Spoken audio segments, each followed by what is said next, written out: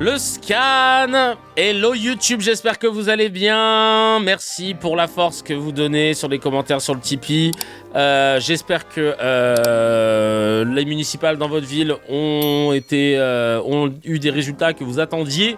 Moi, c'est le même maire depuis presque 20 piges. Voilà, c'est un maire PS. J'ai rencontré le gars pour qui j'avais voté, moi, Thomas Bardou, de la liste LFI. Bon, bah malheureusement, il a fait 24%. Je l'ai croisé dans la rue, justement, après avoir voté. Très sympa. Dommage pour lui, mais bon, au moins, je pense qu'il y a quand même des sièges qui vont prendre au conseil municipal, ce qui est important. Et c'est pas grave. 62% LR au premier tour. Ah ouais, Anto. Aïe, aïe, aïe.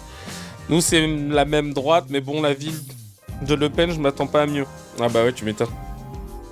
Bref. Saint-Denis, c'est LFI Bagayoko. Aïe, aïe, aïe. Bah, tu nous diras, hein, Ramzad, de temps en temps, comment ça se passe. On se redira dans 1 an, dans 2 ans, voir un peu si la municipalité, elle prend une bonne trajectoire. On sait que ça va se faire en quelques jours, mais tu nous diras. Oui, n'oubliez pas, merci Kenshiro, de mettre le petit pouce, de cliquer sur la cloche, de mettre un petit commentaire aussi pour faire remonter les épisodes. Tu connais, de le partager à au moins une personne de ton entourage. Ou alors de te manger des pubs sciemment en coupant le son et d'ouvrir un autre onglet avec Adblock. Bref, il y a plein de solutions si tu veux nous mettre bien. Copé 63% au premier tour, je souffle. Ah bah ouais mon frère, bon courage à toi. Mais aujourd'hui on va pas parler des municipales. Aujourd'hui on va parler de la guerre en Iran qui continue. Et dans la région, j'ai même envie de te dire. Et pour ceux qui arrivent, d'ailleurs là pour la première fois, on va reprendre depuis le début parce que le récit qu'on vous raconte dans les médias et ce qui se passe vraiment, c'est pas tout à fait la même chose. Bon, la version officielle, c'est l'Iran est une menace, l'Iran veut la bombe, l'Iran déstabilise la région, Israël se défend, les États-Unis protègent leurs alliés. Les États-Unis veulent la démocratie pour le peuple iranien, c'est uniquement pour ça qu'ils interviennent, et pas le régime d'Hezbollah. Et le détroit d'Ormuz, c'est cette petite bande d'eau là par laquelle passe 20% du pétrole mondial, est bloqué à cause des Iraniens. La version réelle est quand même un peu différente. Le détroit d'Ormuz était ouvert avant la guerre, et ce qui l'a bloqué, c'est l'entrée en guerre des États-Unis et d'Israël. C'est Serge Faubert qui le dit, hein, c'est pas Kevin Razi de CKR. Vous pouvez retrouver son contenu d'ailleurs, notamment sur Pure Politique, si je dis pas de bêtises. Parce que le problème avec cette guerre, c'est pas qu'on manque d'informations, c'est qu'on a trop d'informateurs qui ne sont pas là pour informer, notamment dans nos médias français, et c'est ça qui pose problème. Et je pense à quand ils invitent par exemple des belligérants comme BHL, des belliqueux qui veulent toujours faire la guerre. Il veut envoyer Macron se battre en Iran, Olivier Rafovitz qui est plus à la télé que Kevin Bossuet, quand même, c'est dingue, alors qu'il est porte-parole d'une armée étrangère. Joshua Zarka, l'ambassadeur d'Israël à Paris, qui fait des conférences de presse quotidiennes sur les plateaux français, sans même avoir de confrontation. Je vous le dis, on va regarder tout ça, parce que heureusement qu'il y a des Bélir Nabli, des Gallagher Fenwick, mon Gallagher Fenwick qui soulève l'actu. Je te jure, un jour, je vais produire une émission, ça va s'appeler comme ça. Bienvenue dans Je soulève l'actu avec Gallagher Fenwick. Et lui, il arrive sur un Fenwick comme ça. Ouais, voilà, je sais pas s'il va accepter. Heureusement qu'on a des gens qui savent de quoi ils parlent, même s'ils n'ont droit qu'à 3 minutes d'antenne entre 2 pubs par rapport aux autres. Canteloup va-t-il imiter le détroit d'Ormuz? Ah bah oui, bah bien sûr, moi je suis le détroit d'Ormuz. Vous l'avez déjà vu, Canteloup, quand il imite comment ça s'appelle, Donald Trump? Frérot, il fait même pas l'effort d'avoir un accent américain.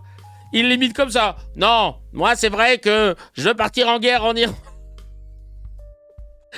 Quel enfoiré celui-là. Quel enfoiré. Moi c'est pour ça, depuis que j'ai vu que lui, il était à ce niveau-là, la vie de ma mère, je me suis dit, je me prends plus la tête à écrire des sketchs, là, c'est bon. Là, il fait toujours la même voix. En fait, ouais, frère, il est obligé de dire qu'il imite. Carrément, ils sont obligés de mettre la tête de la personne qu'il imite sur son visage. Bref, on va revenir sur tout ça. Qu'est-ce que je voulais dire? Je voulais juste vous dire aussi que je prends de plus en plus au sérieux, non pas mon projet de devenir député, parce que je trouve que ma force, elle peut être ailleurs. Je veux vraiment être président de l'Arcom, je vous le dis. Je pose ma candidature, parce que c'est pas normal qu'une institution aussi importante dans le paysage audiovisuel français, voilà, je fais une parenthèse, hein, je me vends, ne soit pas gérée d'une façon plus neutre, moins orientée, et par des gens qui maîtrisent le sujet. Je dis pas que je suis le meilleur gars du monde, je dis juste que moi je suis anciennement producteur et animateur télé et radio. Je suis fan de médias, mais j'y ai mis les pieds dedans. Mais je suis aussi fan de médias, je les regarde depuis toujours, j'aime bien les analyser. J'ai sorti et publié un livre chez La Martinière Jeunesse à destination des jeunes qui s'appelle Fake News, évite de tomber dans le piège, qui parle de l'éducation à l'image. Donc volonté aussi de travailler sur cet axe depuis déjà de presque 7 ou 8 ans.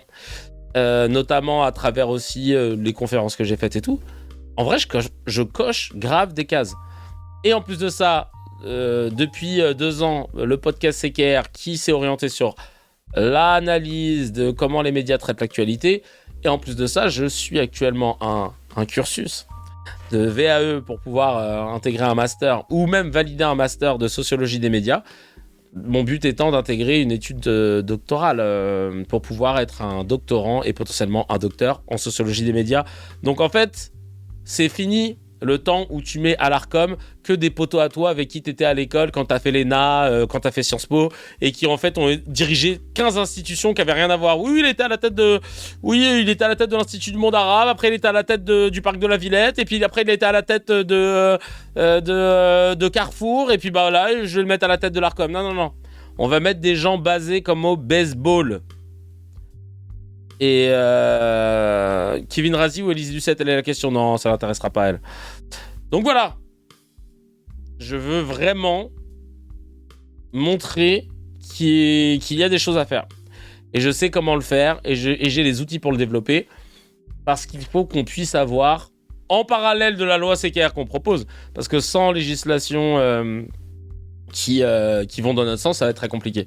Mais je veux remettre de l'ordre dans ces médias qui manipulent la démocratie et que du coup, nous ne sommes pas dans une démocratie si nos médias ne sont pas libres et neutres. Voilà. Ou du moins, libres et objectifs. Kevin Bossuet, tu le dégages dès que tu signes le contrat d'embauche. Ah frérot, c'est chaud. On va pas se mentir. D'ailleurs, il y a la pétition qui est dans les commentaires et dans la description. Change.org, proposition de loi CKR. La CNAFO, pas élu, alhamdoulilah, oui aussi. Je te jure que CKR Arcom, l'arc CKR Arcom, ça peut être quelque chose. Bref, je l'ai dit, je l'ai pensé, et peut-être même qu'on devra y aller par la force, sans frapper les gens, mais genre se mobiliser. On débarque, on est genre, je sais pas moi, 5000, et devant l'Arcom, et on rentre. Et on dit, bah à partir de maintenant, on arrête. Putsch, normal. Et après, on négocie. Frérot, si on n'a pas le choix, parce que c'est pas normal que ce soit des cadeaux qu'on se fait entre le président a trop de pouvoir dans notre pays, ça ne peut pas être une démocratie. Et il n'y a plus de république de toute façon quand le pouvoir ne s'impose pas à lui-même le respect de la loi. Gaston Monerville. Parenthèse fermée. Mais oui, pression populaire sinon. La guerre en Iran par Israël et les USA. On commence direct avec notre gars sûr, Bélir Nabli. Et qui va nous expliquer quelque chose de très important. Je commence direct par même ce qui aurait pu être la conclusion. Le silence russo-chinois. Vous allez comprendre pourquoi, parce que c'est vrai que l'Iran est allié, ou du moins commerce avec la Chine et l'Iran. La Chine et l'Iran, avec la Chine et la Russie. Pourquoi les Russes et les Chinois n'interviennent pas? Même si les Chinois ont dit, je pense qu'il faut arrêter Netanyahou et le livrer parce qu'il a fait des crimes de guerre, des crimes contre l'humanité, donc je pense qu'il faut l'arrêter. Déjà, les Chinois, c'est étonnant qu'ils disent ça. On sent qu'il se passe quelque chose quand il y a des déclarations publiques comme celle-ci de la part du président chinois. Mais là, regardez ce que Bélir Nabli nous dit derrière le micro d'LCI. Oui, incontestablement, il faut bien interpréter, comme on le fait actuellement, le silence de Vladimir Poutine. C'est un silence jouissif pour lui, en fait. Cette opération va dans le sens de ses intérêts, à la fois matériels, ça a été rappelé, mais aussi immatériels. Je m'explique. L'opération israélo-américaine a consisté finalement à agresser un État souverain pour des motifs qu'on pourrait discuter. Mais ça va dans le sens d'une conception des relations internationales russes, à savoir basée sur le rapport de force. D'ailleurs, le même motif a été invoqué par Vladimir Poutine pour agresser l'Ukraine. C'est le motif de la guerre préventive, qui n'a aucune valeur en droit international, et le caractère préventif a été également invoqué par Israël et les États-Unis. Donc pour lui, son narratif se trouve justifié, sa manière de percevoir les relations internationales aussi, et c'est aussi pour cette raison que la Chine est silencieuse. La Chine regarde tout ce qui se passe en se disant, eh bien, le jour où je déciderai d'envahir Taïwan, qui est son obsession stratégique pour le siècle, qu'est-ce qu'on va pouvoir lui rétorquer? Que c'est illégal? De toute façon, il y a une infraction du droit international, qu'il faudrait respecter le peuple taïwanais. Les Chinois vont nous renvoyer à toutes les opérations auxquelles on assiste depuis ces dernières années, où les Européens ont été incapables de s'en tenir aux principes et valeurs qu'ils ont inscrits dans leur traité fondateur au sein de l'Union européenne, à savoir le respect de l'état de droit, le respect du droit international, et on va donc être, du point de vue du narratif et du point de vue donc diplomatique, complètement neutralisé, et c'est ainsi qu'il faut comprendre le silence russe et chinois.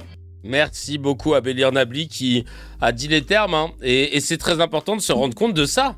C'est très important de se rendre compte de ça. C'est là qu'en fait que le bas blesse. C'est là qu'on perd. C'est là qu'on perd. Effectivement, si les Occidentaux approuvent l'action américaine et l'action états-unienne et israélienne, alors les Russes vont nous dire quoi? Bon, alors dans ce cas, ce que je fais en Ukraine, c'est OK. Les Chinois, ils enfin décident de récupérer Taïwan, je dis enfin parce que ça fait longtemps qu'ils sont en train de placer leur billes stratégiquement pour pouvoir encercler, vont dire bon, je peux y aller. Vous allez dire quoi? Et on pourra effectivement rien dire. Et cette boussole morale que est censée porter l'Occident, même si en fait elle n'a jamais existé, mais que c'est ce qu'ils ont essayé de nous vendre dans leur narratif, c'est pour ça qu'ici dans ces cas on parle souvent de kayfabe, de ce contrat tacite, de cette convention tacite entre les fans de catch et les catcheurs, où on fait semblant que c'est vrai même si on sait que c'est faux. Là les politiques et les médias s'amusent à faire ça à chaque fois avec la posture de l'Occident en disant voilà, nous on sait que c'est nous les gentils, même si en vrai c'est faux. C'est un peu ça.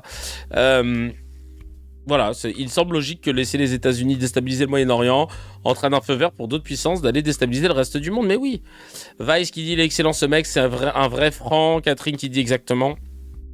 Et Chris qui dit ce mec est un vrai de vrai car ils ne peuvent pas lui répondre. Jamais car ils se basent que sur le droit et leur sentiment est neutralisé par la froideur du droit.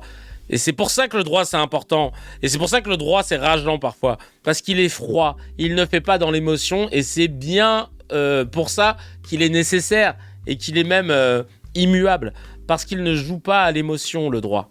Il est froid pour justement rester au fait et être une vraie boussole, mais bien sûr à géométrie variable, parce que si elle se retourne contre les gens qui ont créé ce droit, tout de suite, là ça nous va plus là. On enchaîne avec le détroit d'Ormuz. Là c'est Serge Faubert qui en parle, le fameux détroit dont je vous parlais en préambule. On va écouter son analyse au micro des informés de France Info. Il y a quand même quelque chose de stupéfiant dans le récit de cette guerre. Avant la guerre, le détroit était ouvert.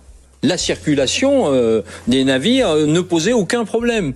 Cette guerre intervient et au fil des jours, on s'aperçoit que l'objectif, ça devient de débloquer le détroit d'Ormuz, mais on se dit finalement, ce qui a bloqué le détroit d'Ormuz, c'est le fait que les États-Unis et Israël entrent en guerre.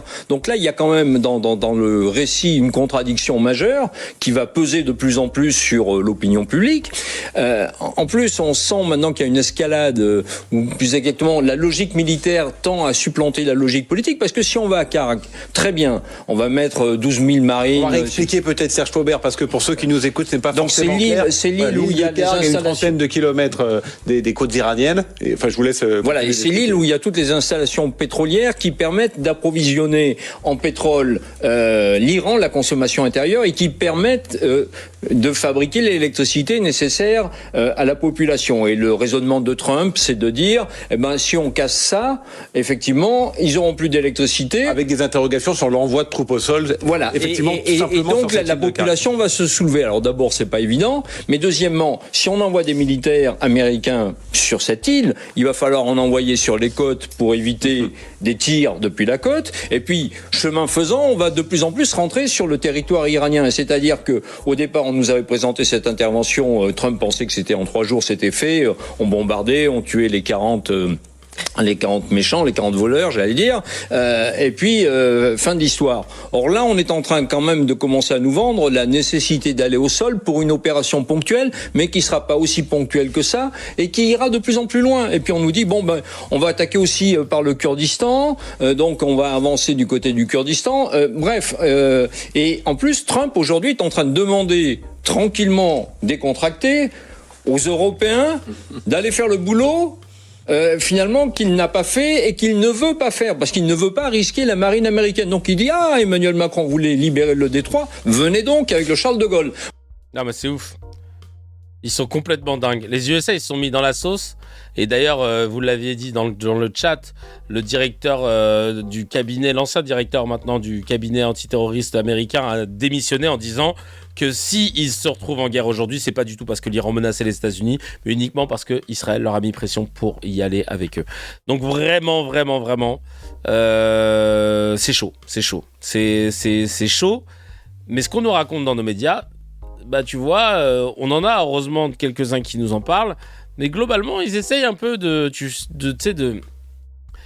simplifier le truc, un peu comme quand Routel Krief elle dit est-ce qu'on peut pas dire à un moment donné que les Iraniens c'est des nazis et qu'il y a des gentils et des méchants, même si c'est plus compliqué que ça.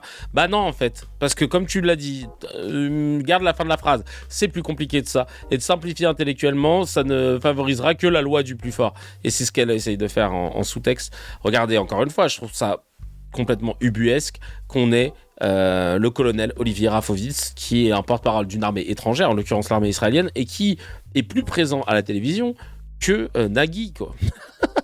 que Canteloup, parce que Canteloup on voit plus sa tête. La relation aujourd'hui avec Israël et la Russie n'est pas une relation du tout de conflit, mais il est clair que l'Iran a des relations avec la Russie et elles existent encore une fois. Mais je voudrais juste revenir sur un point sur le nucléaire iranien. Pourquoi l'Iran veut la bombe atomique ? L'Iran veut la bombe atomique comme la Corée du Nord à l'époque a voulu la bombe atomique. Sauf que la Corée du Nord a réussi à l'obtenir et a réussi à sanctuariser ad aeternam un régime de gangsters, de voyous et de morts. Si l'Iran aujourd'hui veut la bombe atomique, c'est en fait le régime des mollahs, et c'est presque une petite poignée. Mais, excusez-moi, mais ça fait genre 30 piges qu'on dit qu'ils vont l'avoir. Donc soit ils l'ont commandé sur Temu et la livraison est très longue, soit peut-être qu'en fait non, ils ne songeaient pas à l'avoir. Il y a un moment où elles sont vos preuves à chaque fois. C'est un truc de ouf. De ces chefs mafieux, gangsters, criminels qui veulent la bombe atomique. Oui, là en fait ils parlent d'eux. C'est Israël qui a eu, en dehors de toute convention, qui a développé son arsenal nucléaire. Atomique comme un joujou personnel. Et vous alors ? Pour sanctuariser leur pouvoir. Et vous alors ? Maintenant, ça fait des années que cette histoire court, elle continue. On ne peut pas laisser. Voici la preuve. Voici la preuve qu'il y a des armes nucléaires en Iran. Tout est là. Mais non, c'était pas ça qu'il fallait prendre. Ah bon ? Ah merde, c'était ça, pardon. Voici la preuve, je me suis gouré. C'était là. Pardon. Désolé, je me suis trompé. Bah oui, mais il y a trop. Pourquoi tu laisses la canette ici, toi ? T'es marrant ? Et ce régime, même si aujourd'hui il est en difficulté grâce à l'action israélienne et américaine, se radicaliser et de nouveau essayer par tous les moyens d'obtenir la bombe atomique. Parce que ce régime n'a aucun problème d'aller dans une politique de jusqu'au boutisme, c'est-à-dire de mettre l'Iran à feu et à sang, qu'il y ait des milliers de morts en Iran, puisqu'on a vu qu'ils ont tué eux-mêmes entre 50 et 60 000 Iraniennes et Iraniens entre le 8 et 9 janvier. Ah ben non, c'est 50-60 milliards. Alors attendez, moi je lâcherai pas mon take là-dessus.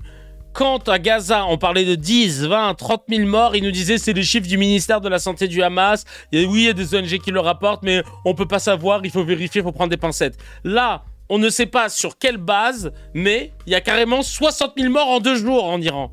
Ils nous disaient 30 000 morts en 2 jours, 60 000 morts en 2 jours. Les médias n'ont pas accès. Qui a pu nous confirmer les chiffres ?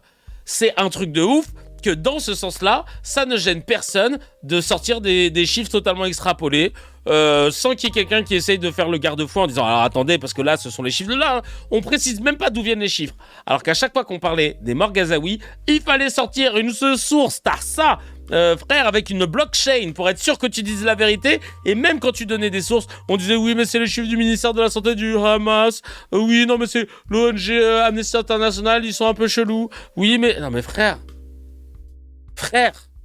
je ne comprends pas comment ils peuvent à chaque fois avancer ce truc-là pour l'Iran sans que ça leur pose problème, alors que quand on parlait de Gaza, et quand je dis eux, je parle autant des propagandistes qui du coup, évidemment, légitiment l'action israélienne, que les médias français, que les journalistes, les éditorialistes français. C'est un truc de fou. Personne n'a une source. personne n'a une source. 2026. Et je l'ai cherché. Hein. Je l'ai cherché. On est sur moins de sources que les personnes qui rapportaient les morts à Gaza. On est sur des trucs de rapports d'ONG potentiels, machin, mais il n'y a pas de truc officiel. Et pourtant, tout le monde a décidé de se dire « Non, mais on pense que c'est vrai. » Parce que ça va dans leur biais. En fait, il y a un biais d'attribution qui considère chez eux que c'est plus simple d'accepter que là, c'est vrai, parce que ça va dans mon narratif, plutôt que quand c'est à l'encontre de mon narratif. C'est tout. Enfin, c'est un truc de ouf. Durant des manifestations anti-régime. Donc, ils n'ont aucun problème qu'il y ait des morts en Iran. Le problème, c'est qu'ils veulent rester au pouvoir. Ils veulent rester au pouvoir à tout prix. Alors, ce qui est intéressant avec un propagandiste, c'est de voir que tout ce qu'il reproche, c'est en fait ce qu'il fait. Et là, la dernière phrase est édifiante. Ils veulent rester au pouvoir à tout prix. Ça, c'est le take. Ça, c'est même la volonté de son meilleur pote, Benjamin Netanyahou. Parce que si jamais la guerre s'arrête, eh ben, il se retrouve dans la sauce. Il a des procès au cul. Marlis qui dit ok, est-ce que tous les pays du monde n'ont pas voulu et veulent ce joujou pour exactement les mêmes raisons? Bah ouais. Inversion accusatoire, c'est pathologique. Non mais de ouf. Et BHL qui décide évidemment de donner son avis. Je ne comprends toujours pas pourquoi il est invité. #Razi président Arcom. Parce que moi, président de l'Arcom, des personnes essayistes qui n'ont aucune compétence particulière pour parler du sujet, c'est pas non plus le droit de s'exprimer. C'est que sur les chaînes d'information, on ne les invite pas au même titre qu'on inviterait un spécialiste, quelqu'un qui soit a une expertise concrète, universitaire ou bien de terrain. Prendre des photos en costume sur des zones de guerre, c'est pas une expertise de terrain. Et donc, il aurait le droit de venir parler, mais uniquement sur Twitch, sur YouTube ou sur Gulli, voilà. Mais pas sur des médias sérieux. On ne peut pas décréter que cette personne a un avis sérieux, un avis qui compte. Il n'a jamais eu de mandat politique, de relations dans les relations internationales, etc. Tu ne peux pas lui donner la parole, et parole d'évangile, hein, où personne ne le coupe, etc. Je suis désolé. À part la propagande, à part être belliciste, il n'a pas du tout, il n'y a pas de raison de l'écouter. Moi, je crois que la position de la France, elle devrait être dans le camp de la liberté, bien sûr. Voilà, tu vois, le camp de la liberté. Et vas-y qu'après on recrée les camps des gentils et le camp des méchants, parce que c'est plus simple de justifier nos actions, parce que c'est plus simple de le vendre aux gens. Mais ça ne marche pas comme ça. Et Dieu merci, aujourd'hui, on a des réseaux, on a des journalistes qui taffent dans plein de pays et qui sont maintenant internationaux. Donc on peut entendre les différents sons de cloche. Ce que tu racontes, c'est de la grosse merde. Mais vas-y, on t'écoute. Dans le camp... Et ce n'est pas le cas. Dans le camp anti-impérialiste, dans le camp qui vise à la destruction de l'Iran et de son empire, et que c'est pas le cas, oui, bien sûr. Non. Sécuriser le 2-3 d'Ormuz, j'entendais dire ça sur votre plateau tout à l'heure, c'est exact. Sécuriser le 3 d'Ormuz après sa libération, c'est bien. Enfin, ça sera trop tard. C'est un peu tard. Oui. Et quand Donald Trump c'est dit, mieux voilà, de participer à la libération que de venir... Donald Trump a demandé de l'aide à ses alliés européens qui ont refusé. Du coup, il dit j'ai plus besoin de vous, mais est-ce qu'il faudrait se tenir plus aux côtés des États-Unis, Bernard-Henri Lévy? Moi, je suis atlantiste, pro-américain et européen. Donc moi, j'aimerais, mais je l'aurais aimé en Ukraine et je l'aimerais au Proche-Orient, qui est une alliance de fer, une alliance solide entre les deux rives du lac Atlantique. Alors, en Ukraine, il y a les Européens, mais il y a défaillance des Américains. En Iran, il y a les Américains, mais il y a défaillance des Européens. Dans les deux cas, je trouve ça navrant. Et pour l'unité du monde démocratique ou du monde libre, c'est un moment très bizarre. Parce que oui, on se rappelle que cet individu a poussé à ce qu'on aille. Déjà, c'est quoi sa légitimité à pousser ça à ce qu'on aille en guerre en Irak, pardon, que dis-je, en Libye, et on voit le résultat. Il n'y a rien. Et personne ne s'est dit arrêtons de l'inviter ou opposons-le à ce qui s'est passé tout le temps. Rappelons tout le temps les faits. De la même façon qu'on rappelle à chaque fois qu'on reçoit un insoumis, que Mélenchon a fait un jeu de mots antisémite sur Epstein, rappelez-lui à chaque fois qu'il a fait tuer des gens pour strictement rien, sous couvert de dire qu'il voulait rétablir une démocratie, que nenni, il n'en est rien en Libye. Rappelez-lui jusqu'à ce que la mort nous sépare de cet individu, parce que c'est pas normal de s'en tirer comme ça. À avoir eu des propos d'appellation à la, enfin de légitimation de la guerre, pour rien du tout. Je suis désolé, c'est scandaleux. Atlantis, c'est grand l'Atlantique, frérot. Moi, je suis Île-de-Franciste, alliance du 77 au 95. Non mais je te jure, franchement, là, il a fait toutes les guerres depuis la Yougoslavie. Non mais et pour rien. Pour rien.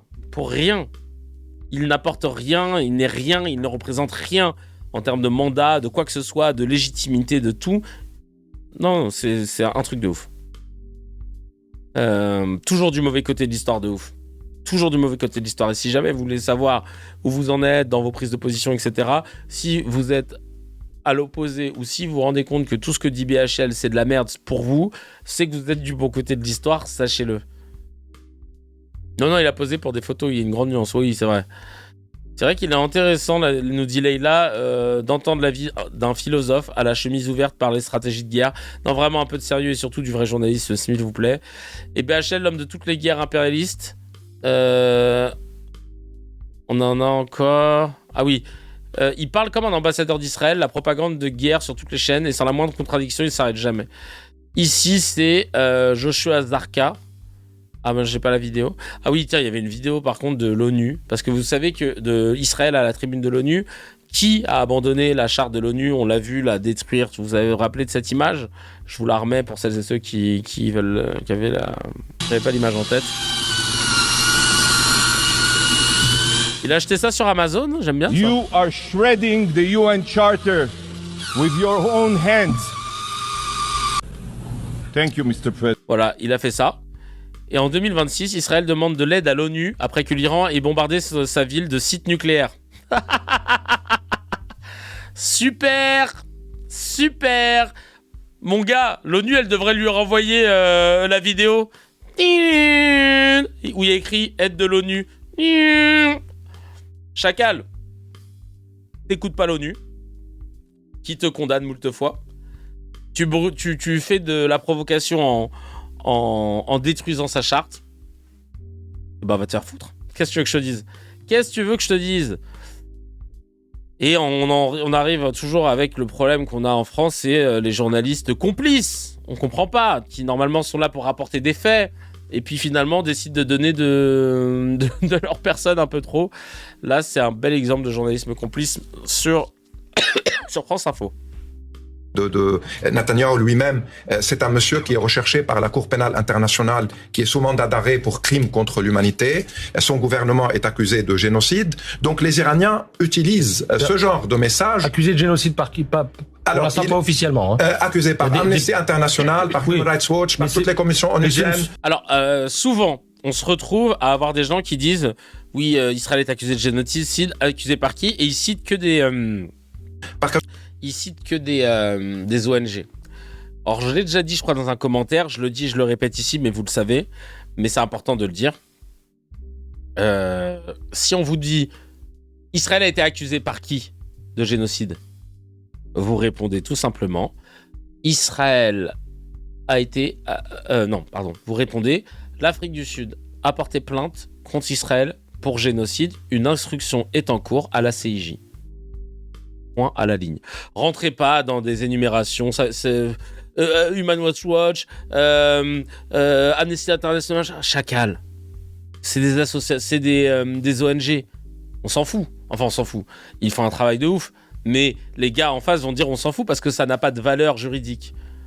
Vous dites simplement l'Afrique du Sud, rejoint par 7 autres pays d'ailleurs depuis, a porté plainte pour génocide contre Israël. L'instruction est en cours à la CIJ. Répondez juste ça parce que ça c'est factuel et on ne pourra pas vous le reprocher. Donc il y a bien une plainte en cours contre Israël pour génocide à la CIJ. Point à la ligne. Point à la ligne. Voilà. Non mais parce que je vous donne les arguments pour clore un débat sur des bases de droit. Parce que toi, tu peux te dire, ça coche toutes les cases du génocide, donc c'est un génocide. Et on en avait fait la démonstration une fois, quand on était allé voir, il y a très longtemps, c'était à l'époque où il y avait encore Dr H, dans un CKR, où on est allé voir c'est quoi les cases à cocher pour qu'un génocide soit reconnu. Et il s'avère qu'effectivement, Israël les cochait toutes. D'autres ONG ont dit qu'Israël cochait 5 cases sur 6. Moi, je voyais qu'on les cochait toutes. Et je vous avais montré les sources. Maintenant, il faut rester sur le factuel. Voilà. Alors, la suite de la vidéo. Et même des organisations comme B'Tselem, israéliennes, ont qualifié de génocide. 86% ce ne sont pas des experts du ce ne génocide. sont pas ces institutions qui sont censées porter l'accusation.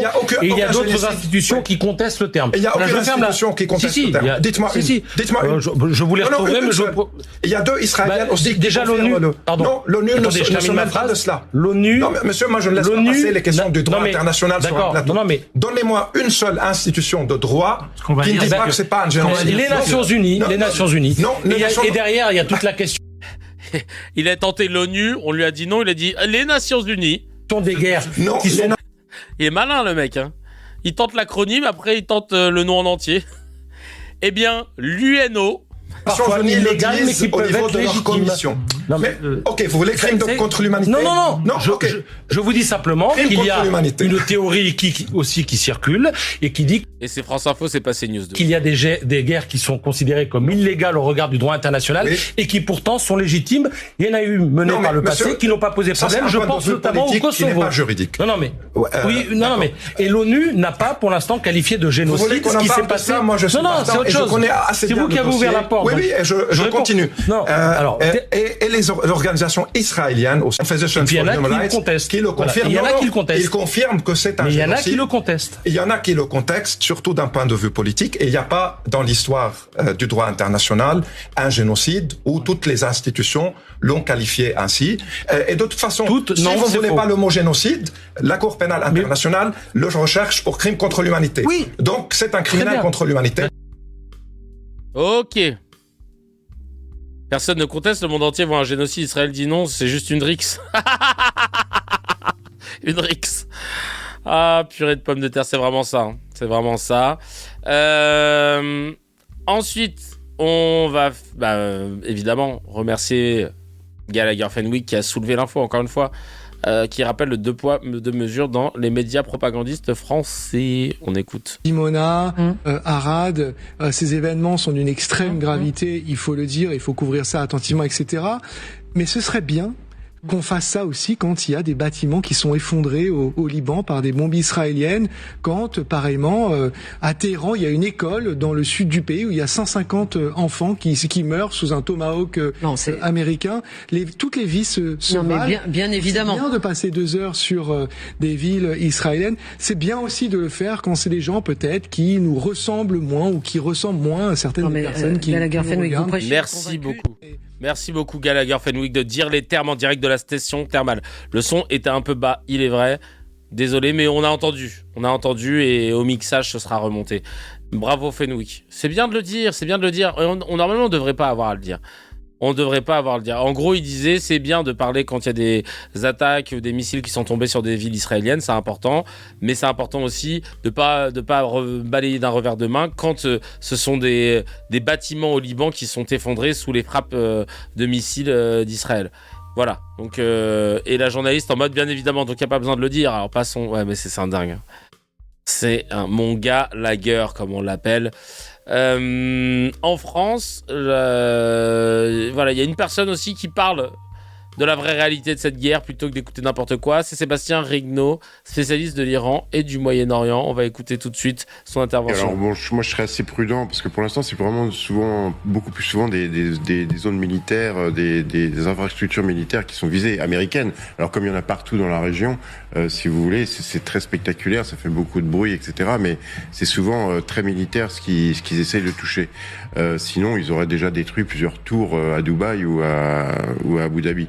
Non, et puis il y a deux aspects. Enfin, je crois qu'il y a un tiraillement des pays du Golfe par rapport à la situation, parce que ils étaient contre cette guerre. Pourquoi ils étaient contre cette guerre? Parce que les Iraniens les avaient prévenus avant en disant que si les États-Unis attaqueraient l'Iran, ils seraient obligés d'attaquer toutes les bases militaires qui sont dans leur pays. Et comme il y a des bases militaires américaines dans tous les pays du Golfe, ils se sont retrouvés entre le feu iranien et le feu américain. Et donc, il y a une espèce aussi, pour les pays du Golfe, de sentiment de trahison de la part de Washington. Parce que eux, ils avaient fait une grande pression pour éviter d'être sous le feu des armes. Donc, vous voyez, les choses sont assez compliquées. Parce que eux, ils ont comme voisins iraniens pour l'éternité. J'allais dire, les États-Unis, oui, sont beaucoup plus loin. Et donc, il y a aussi une décision à prendre, enfin, un juste milieu à trouver entre l'Iran et les États-Unis dans cette région. Pour l'avenir. Merci d'avoir animé le grand dossier avec moi. Dans un instant, vous retrouvez Yves Calvi qui va évidemment revenir. Parfait. C'est bien de signaler. Merci beaucoup pour cette information. Ça fait du bien d'écouter des spécialistes. Qu'est-ce que ça dit dans les commentaires? Ils vont l'écarter des plateaux télé directement. Allez hop, ça suffit là. Non, j'en aime pas. On parle quand même d'un pays qui a une doctrine militaire qui consiste à frapper la population civile. Ça en dit long, nous dit G-Rose. Likwa qui dit c'est une honte tout ça. Trump a dit que c'était l'Iran qui a bombardé sa propre école avant qu'il y ait des vidéos qui montrent que ce sont des missiles américains. Il a fini par parler d'erreur. On est trop vite passé à autre chose. Je suis écœuré franchement de nos médias. Bah oui, Trump ment de manière éhontée. Et en fait, on ne demande jamais aux Américains quand ils mentent, soit pour partir en guerre, soit pour désinformer, on ne leur demande jamais de rendre des comptes. Et c'est bien ça le problème. Et c'est pour ça qu'aujourd'hui, on ne peut pas exiger d'autres pays qui ne font pas partie des accords ou des alliances atlantistes, du cercle des pays occidentaux ou des pays du Nord, comme on le disait en cours de géographie. On ne peut pas demander à ces pays du Sud global, à ces pays communistes, à ces pays qui sont des pays émergents ou quoi, de s'imposer une rigueur que même les Occidentaux ne s'imposent pas. C'est pas possible. C'est pas possible. Et c'est ça qui remet tout là, qui rebat les cartes aujourd'hui en 2026 de la kayfabe qu'on est en train de briser, de dire qu'il y a des gentils et des méchants, c'est pas vrai. C'est pas vrai. Voilà, je voulais le dire. Donc, pour conclure, les États-Unis et Israël sont entrés en guerre contre l'Iran. Ils bloquent le détroit d'Ormuz. Et dans les médias français, on parle plutôt de l'Iran comme problème, que c'est l'Iran qui déstabilise et que c'est l'Iran qui menace. Et il y a un truc, et c'est chiant parce que ça nous met dans une posture, quand on veut juste être factuel, de donner l'impression qu'on défend un régime qui a tué des gens, qui a tué son peuple, qui l'a oppressé, tu vois ? Alors que c'est pas le cas. Mais les gars, vous nous mettez dans une posture où on va être obligé de dire que ce n'est pas l'Iran qui a commencé sur les bases du droit international. Et évidemment, c'est plus facile d'essentialiser les positions et de dire « Ah ouais, donc toi, tu défends l'Iran, tu défends le fait que les femmes elles soient obligées de porter le voile, tu défends le fait qu'ils aient tué 70 000 personnes en 2 heures. » Tu vois, tu connais là les trucs. Voilà comment ça se passe. Nous, ça nous fait pas plaisir de se retrouver dans cette posture-là, mais on est plus attaché au droit international, on est plus attaché à la non-manipulation, à l'humain, à la défense de l'humain, que des conneries que vous essayez de nous vendre à chaque fois. Et comme il l'a dit, Bélier Nabli d'ailleurs, et qui devrait vraiment alerter tout le monde, ce qui se passe en Iran ne restera pas en Iran, on l'a bien vu déjà dans la région, mais ça va légitimer plein de comportements, parce que la Russie regarde, la Chine regarde, et ce qu'ils voient, c'est un mode d'emploi. Vous voulez envahir un pays qui est souverain, appelez ça une guerre préventive, et vous pourrez ignorer le droit international. Alors, regardez comment fait Israël, regardez comment Israël le faisait il y a 2 ans, même avant, mais notamment depuis le 7 octobre, et que 2 ans plus tard, ils réclament la protection de l'ONU quand ça les arrange. Personne ne les a arrêtés, personne ne les condamne réellement, personne ne les ostracise, personne n'isole les dirigeants de ces pays-là. Et donc, pourquoi la Russie s'arrêtera en Ukraine ? Pourquoi la Chine n'enverrait pas Taïwan ? On vient d'envoyer un message au monde entier, et les messages, c'est si t'es assez fort et assez bien connecté, le droit international, c'est juste le nom d'une marque de papier toilette, tu prends les feuilles que tu veux et tu te torches avec. Chacal, si tu as kiffé l'épisode, appuie sur abonne-toi, mets un petit j'aime et clique sur la cloche, ça fait plaisir. Pour voir l'épisode en entier, c'est sur la chaîne CKR Replay que ça se passe. Il y a le lien dans la description et évidemment, l'épisode en entier est disponible sur toutes les plateformes de podcast, Spotify, Apple, Deezer.